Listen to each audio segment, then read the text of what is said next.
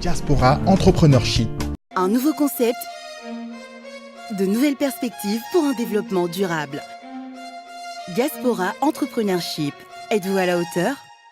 Oui, favoriser le retour des Maliens de France pour investir au Mali et faire découvrir au grand public le monde de l'entrepreneuriat. Le mardi 25 juillet s'est tenu au siège de Diaspora Entrepreneurship une rencontre entre les candidats et les différents incubateurs accompagnant le projet. Vous êtes là pour 5 semaines.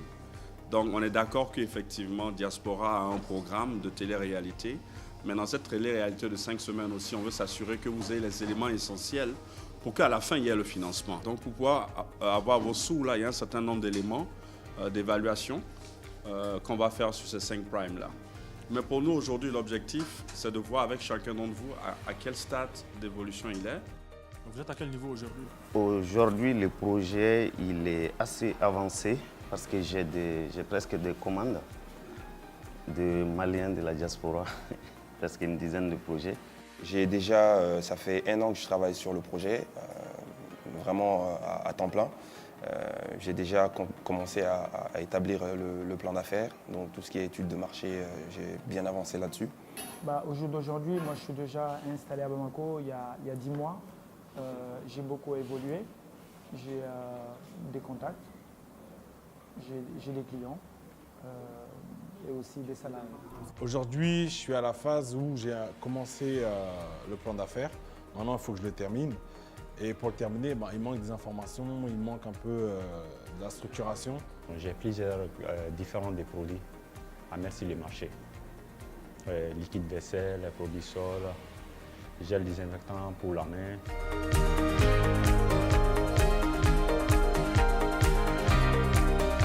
Et de quoi avez-vous besoin aujourd'hui? Ma priorité aujourd'hui, c'est obtenir les terres en zone office du Niger. C'est la priorité. J'aimerais qu'on revoie ensemble avec les experts du domaine, là où les bas blessent, là où c'est mieux d'aller plus loin et là où il faut compléter. En fait, ce qui me manque, c'est juste un accompagnement en termes des personnes auxquelles je devrais m'adresser pour prendre les prix des matériaux, de forage, tout ça. Donc j'aimerais voir si on peut m'aider à faire le business plan et voir comment je peux y toucher les structures, les organismes qui sont chargés pour l'accompagnement de la formation professionnelle au Mali. Donc on a vraiment besoin en termes d'études de marché, faire le tour de toutes les entreprises, tous les entrepreneurs ou tous les aspirants entrepreneurs, entreprises de la place et leur demander de quoi ils ont besoin juridiquement. La fêtière des incubateurs et centres d'innovation a décidé d'accompagner l'initiative en voyant en fonction de vos besoins quelle structure serait à même de répondre à vos attentes. Donc essayez de vous répartir en fonction justement de vos aspirations. Rencontre dont l'objectif était entre autres de permettre aux incubateurs d'évaluer les besoins des candidats, connaître l'état et les plans d'affaires afin de préparer les candidats à ce qu'ils soient prêts à entamer les activités dès la réception du financement et en fonction des domaines d'activité, orienter les 10 candidats entre les 5 incubateurs qui sont Tetelizo, Donilab, Impact Hub, Jocolab et Creatine. Mesdames et messieurs, pour ceux qui viennent de nous rejoindre, nous sommes au premier prime de votre émission Diaspora Entrepreneurship, 2e édition, dont le thème est capacité technique et expérience. Cette émission est diffusée sur l'ORTM, la télévision nationale. Sans plus tarder, je vais donner la parole au président du jury. Nous sommes très ravis de vous recevoir parmi nous pour l'émission de télé-réalité Diaspora Entrepreneurship. Donc, comme vous le voyez déjà, nous nous retrouvons avec 10 porteurs de projets qui sont là. Donc, les critères d'évaluation, je vais vous les expliquer. C'est-à-dire l'évaluation va se dérouler en 3 primes. Les candidats auront 2 minutes pour introduire en français et le reste en bambara. Donc, on a laissé la latitude aux candidats de s'exprimer en bambara pour que nos parents puissent connaître déjà, qui sont déjà à l'étranger, qui nous ont déjà parlé de tout cela. Les candidats vont faire 5 primes, donc je vais vous expliquer les primes. Il aura la capacité technique et l'expérience du candidat, la pondération est notée sur 10. Donc le deuxième prime, c'est la maîtrise et la connaissance du projet, donc on aura une pondération de 20 pour ça aussi.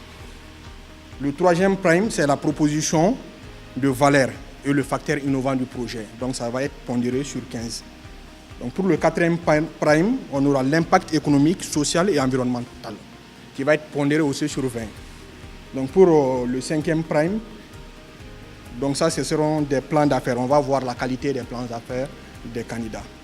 Donc c'est comme ça que ça va se dérouler. Je m'appelle Alidou Touré. Je suis candidat, porteur d'un projet de maraîchage en zone office du Niger. Pour ce qui est de l'expérience professionnelle, après mes études en France, j'ai d'abord travaillé dans un Big Four, cabinet d'audit, Ernst & Young, pendant 4 ans. Ensuite, j'ai été à l'inspection de la Société Générale de Paris pendant également 3 ans. Et par la suite, j'ai fait un mouvement vers l'Afrique. J'ai travaillé à la Banque africaine de développement, à Tunis puis à Abidjan, également pendant 3 ans. Et avant de venir m'installer au Mali. Un paysan malien, un riziculteur malien, a à peu près 2 à 4 tonnes de rendement par hectare. Un riziculteur dans d'autres pays plus développés font 8 à 10 tonnes par hectare. Ça vous montre déjà la différence, ça vous donne déjà la marge qu'il y a entre les revenus, entre l'impact de leur activité sur leur économie par rapport à l'impact de nos paysans. Cette importance-là, c'est ce qui me pousse aujourd'hui à porter ce projet de maraîchage. Okay? Ce n'a pas été le premier projet que j'ai porté au Mali. Entreprendre, c'est bien, mais entreprendre dans un contexte bien déterminé, c'est encore mieux. Voilà. Merci bien. Je voudrais savoir, en termes de chaîne de valeur, quels sont les produits, sur quelle base vous avez priorisé les différents produits maraîchers et sur quelle base vous allez éventuellement créer de la valeur ajoutée. Je vais faire ça d'abord en zone office du Niger. Pourquoi la zone office du Niger? Parce que dans cette zone-là, le Mali dispose de plus d'1 million d'hectares de surface arable qui ne sont pas forcément aménagés. Donc mon projet s'inscrit dans ce cadre-là. Cette zone-là, elle est propice à la riziculture, elle est propice au maraîchage à cause de la disponibilité de l'eau. Je pense que tout le monde sait qu'aujourd'hui, il n'y a pas un seul plat au Mali qu'on peut préparer sans oignons. Nous sommes béquin c'est noi. Kadam ne stadium ni sport niveau là. Faut sigaso place là. Jaba kelente sugu kono ni amé domina rubi. Mi glana mi senela malla. Abebe bo olam. Nous, on a le terrain, mais on ne cultive pas.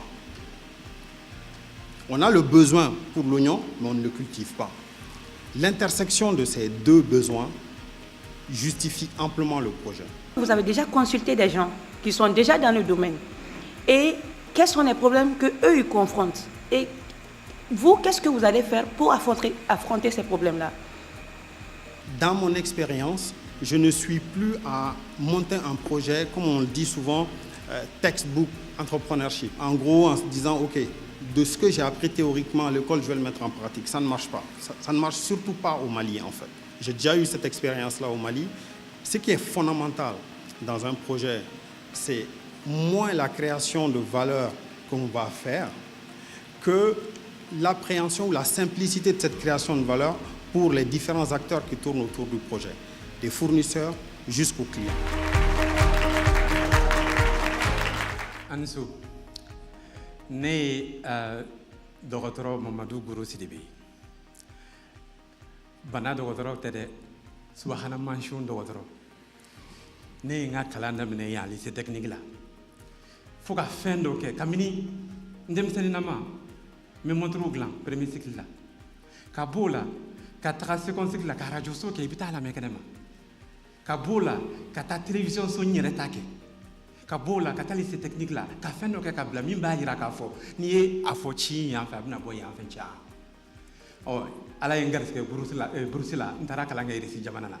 Kabola kana se France kado au système na ka kalange fo ka ta gu o do to rain sro lo sira fe o mabane ka kala tuguni ka kala ka barake projet bawkuna Union européenne rebe munu financer fe munu tumna ke sanduru to wula kono antu me barako ka sanduru yana ka ke o de yato ni ko bi dafa mu jala na o ka sro anigi jibi da o de yato ne ko ne alaje réseaux sociaux bebe bolobi nga o réseaux sociaux munu bebe bolo ata otatu ukuka fin ke kanye parce que atanga kana parce que anga mo chamambe uma gaske soro ka walansro parce que abenita na fe uma ne te ka fe ngro agla mi me to copier de ne be ka fe do de glan no réseaux sociaux ka to les nali réseau social premier au monde totalement vocal et qui parle les langues locales.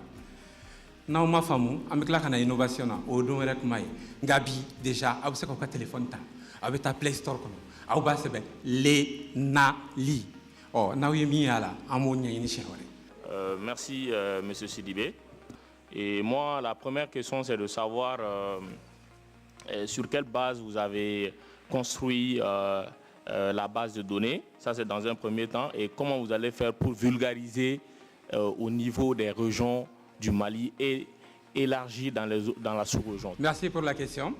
Alors on parle de vulgarisation. Et moi je suis dans Diaspora Entrepreneurship à l'ORTM. Avec Mogama. Si on parle pour un outil numérique, au fait il y a déjà les réseaux sociaux actuels. D'accord? Bien sûr, ce n'est pas avec ça qu'on va toucher le Malien lambda dans le village. Nous, on a pris les devants sur 3 plans. Le premier, c'est quoi? On a mis dans l'outil lui-même ce qu'on appelle l'ENATEC, la technologie expliquée dans les langues locales. C'est-à-dire que tout ce qui est inaccessible, trucs et astuces, on le fait en bambara et les autres langues le suivront. Première chose. Deuxième chose, qui est le deuxième pilier, on s'est associé aux groupes qui sont pour le développement des jeunes filles et femmes du Mali pour créer des outils d'alphabétisation. Parce que pour les langues locales, ce n'est pas seulement enfermer les gens dans les langues, c'est aussi pour permettre aux gens, une fois arrivés sur la plateforme, d'aller vers l'alphabétisation 1, l'apprentissage 2, l'économie numérique que vous avez citée. Facebook 90%. Ah, la question posée gagnée. Peut-être 90% des connectés. Parce que selon les chiffres de l'autorité de régulation au Mali, on est à 20% ou sinon moins de connectés régulés, c'est-à-dire les gens qui se connectent au moins une fois par semaine. Donc il y a seulement 2 Maliens sur 10 au plus qui se connectent une fois par semaine. Donc, et les 80%, on en fait quoi? Eux, je vais les rechercher un à un. Et ça commencera par vous. Si ici, vous prenez vos portables, vous les sortez, vous dites que oui, va bien, c'est bien, Facebook c'est bien, tout cela est bien, mais l'ENALI là, ça va permettre que ma femme de ménage demain va vendre sur l'ENALI. Netro Ismaël Gamalou, j'ai 34 ans. Bon, je suis là, avec Aketo, mais maintenant aura appétit coupé doni. Mousso Sengaboala, tiaou aba don un peu. Dumuni sana yoromna, dumuni sana condition mna. Utara san sugu la de, anga sugu be chogodi, anga nafe on be san chogodi. Bon, ce soir, muso me adresse à la particulièrement, gela ba okambi, gela ba de ba okam, na san imano. Malheureusement, na san yoro wore ma proposé oui, ni sugu inte, sugu inolenu, sugu be san condition mna. Djega obe sans condition na fait to obe sans condition vraiment animbara mais nebna solution do dawma wala sa abe se galafia aba barala chugumna alibi o solution te solution gelemay sugun problème sabay aka janwla o problème foloy anolendu o problème flanay problème sabana mi prime be kesuga a obligé les noka adapter à sani adapté au prix mais possibilité ou bembi ka nasan yoro mageraula ka na kenaw nyumon fere awma ka dawma prix nyanamala projet mené bolobi obena nimbeba au projet ko balo sanuma donc mon expérience professionnelle que j'ai capitalisé pendant les 10 années que j'ai passées dans le domaine professionnel en France, dans le domaine du management d'unités commerciales, va me permettre aujourd'hui de porter ce projet-là vers un succès certain. Donc ma question elle est très simple. Comment tu vas te positionner? Parce que quand je vois ton modèle économique qui est là, il y aura des concurrents directs et des concurrents indirects. Donc les concurrents indirects, sûrement, ceux qui vendent dans le marché et les concurrents directs des supermarchés. Comment tu comptes te positionner sur ces deux volets-là? Sous Djayan, client, au problème, on est résolu par rapport à la proximité. Deuxième problème, c'est un problème de salubrité. Comment me positionner par rapport aux partenaires, enfin aux concurrents indirects, les dames qui sont sur le marché, ou concurrents, ça va être plutôt des partenaires. Et puis c'est le personnel là. Au personnel, nous avons déjà avec dame Nolula, ça n'a pas Thomas. Un projet, une entreprise, ça consiste à ce que l'entrepreneur soit sur place. Est-ce qu'actuellement vous êtes installé en France ou vous êtes au Mali? Ça fait un an que je travaille d'arrache-pied sur ce projet-là. Aujourd'hui, l'habitude qu'on a, on a l'habitude de il y a foko minumeta saninye sugula barakelaw de do ou kalanente fente mais ou be bosu sira kan chogodi ku orienté gana minu yu ci gata sugula de o kelon de ba funyana etanga fin sa épicerie là. Donc, bonjour à tous, je m'appelle Abdoulaye Gakou, je suis l'entrepreneur de la société Yelen Solar, qui est une société qui évolue dans le secteur de l'énergie solaire. Donc si je suis ici parmi vous, c'est pour vous parler de mon projet qui consiste à mettre en place des box solaires qui, lorsque vous habitez en zone urbaine, va vous permettre de vous apporter une source d'énergie lors des délestages. Et si vous habitez en zone rurale, va vous permettre d'avoir de l'éclairage et de l'énergie pour l'alimentation d'un téléphone portable, d'un frigo ou d'une télé. J'ai fait mon parcours scolaire en France. À la fin de ce parcours, j'ai eu un Master 2 en sciences de l'ingénieur industriel qui m'a permis aujourd'hui d'avoir cette chance, qui m'a permis aujourd'hui de vous présenter devant vous et de présenter ce projet qui est la Solar Box. Donc la Solar Box va constituer un énorme potentiel, notamment dans le secteur de l'énergie, qui ici au Mali est un secteur qui est en difficulté.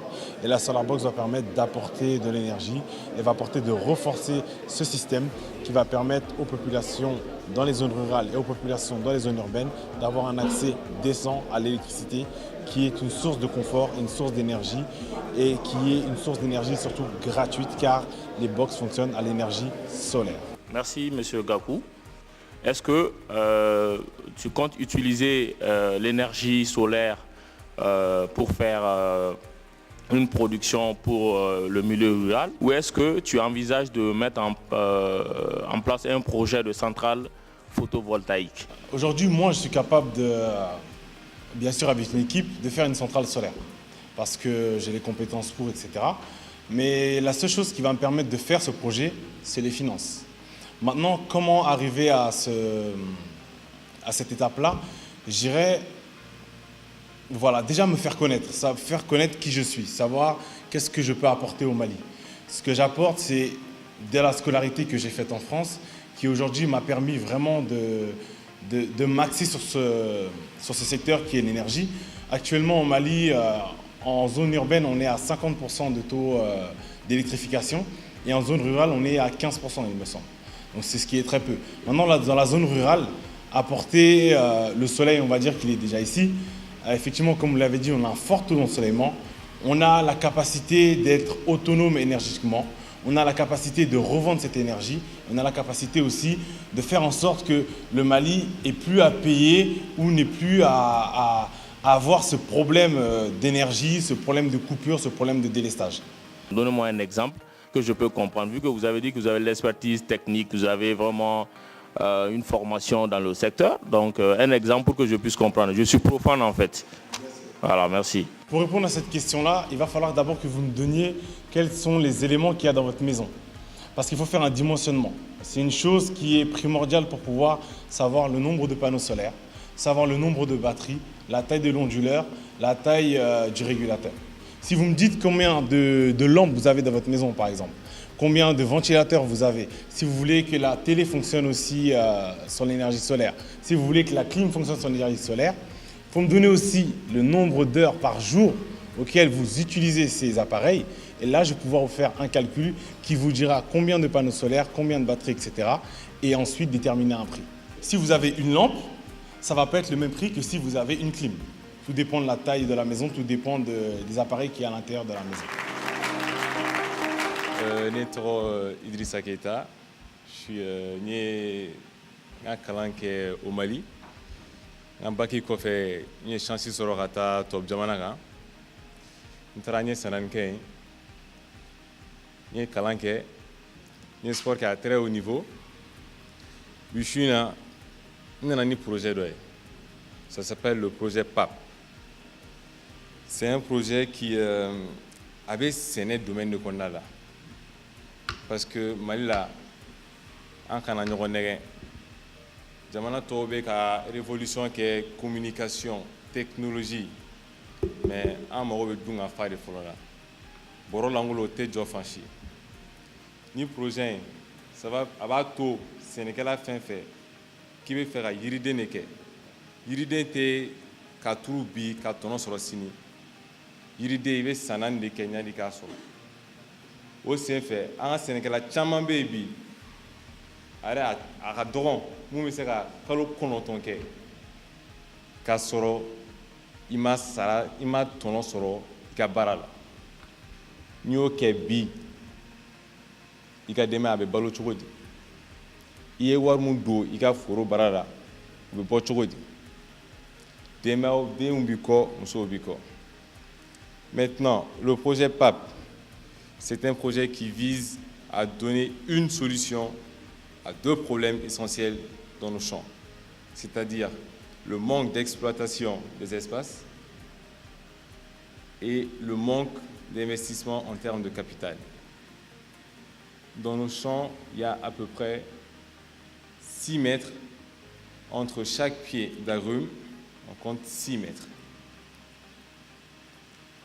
Et à titre d'exemple, si je fais 1 hectare, je perds environ 60 mètres, banalement comme ça. Et juste pour vous faire une petite idée, 1 hectare de gombo, en 2 mois, c'est 6 millions. Quelqu'un qui fait un projet sur les agrumes et qui n'attend que les agrumes pendant 4 ans, il va perdre 6 millions chaque 2 mois. Donc le projet que je porte aujourd'hui, c'est un projet qui va amener une véritable innovation en termes de procédure de production, qui va faire en sorte que sur les marchés, on aura des oranges et des papayes qui seront moins chères, qui seront produites avec des innovations de qualité. Et seulement avec ça, on va pouvoir redynamiser l'agriculture malienne. Moi, ma question, c'est surtout par rapport à l'irrigation. Comment comptez-vous, par exemple, le Mali, on a seulement 3 mois de saison pluvieuse. Comment comptez-vous irriguer les papayes et les oranges? Parce que ça demande beaucoup d'eau. Au Mali, on a un déficit chronique en termes de capital. Parce que faut se dire la vérité, un champ où tu cultives que 3 mois sur 9, c'est pas de la culture de rente, ça c'est de la culture pour survivre. Maintenant, ce que moi je propose, avec le financement que je vais avoir, c'est de mettre en place un champ qui est à la pointe de la technologie, qui va avoir l'essentiel des techniques et des machines, le système d'irrigation dit goutte à goutte, des systèmes d'irrigation dits californiens, qui vont permettre d'arroser 12 mois sur 12 l'ensemble de mon champ. Nous avons avec nous ce soir Monsieur Ibrahim Djombili, qui est donc le directeur marketing de l'ORTM, pour qu'il vienne nous dire quelques mots. L'ORTM est très fier. Vous savez, je vais appeler comme ça une nouvelle équipe. Nous avons un nouvel esprit managérial, c'est pour accompagner l'ensemble du Mali. Quand je dis l'ensemble du Mali, il s'agit des femmes, des jeunes. On appelle ça une radio-télévision crédible au service du peuple. Alors, nous allons demander donc au peuple de nous accompagner, aidez-nous à vous aider. Et voilà pourquoi les bonnes idées sont toujours les bienvenues maintenant à l'ORTM. Nous félicitons notre partenaire Fanadei d'avoir initié cette émission. J'espère que la prochaine fois, les femmes, elles seront de la fête. Et bonne chance à tout le monde.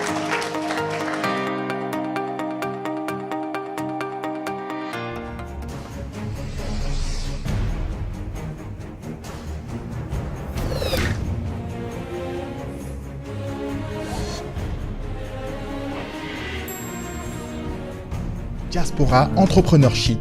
Un nouveau concept, de nouvelles perspectives pour un développement durable. Diaspora Entrepreneurship. Êtes-vous à la hauteur? Oui, favorisez le retour des Maliens de France pour investir au Mali et faire découvrir au grand public le monde de l'entrepreneuriat.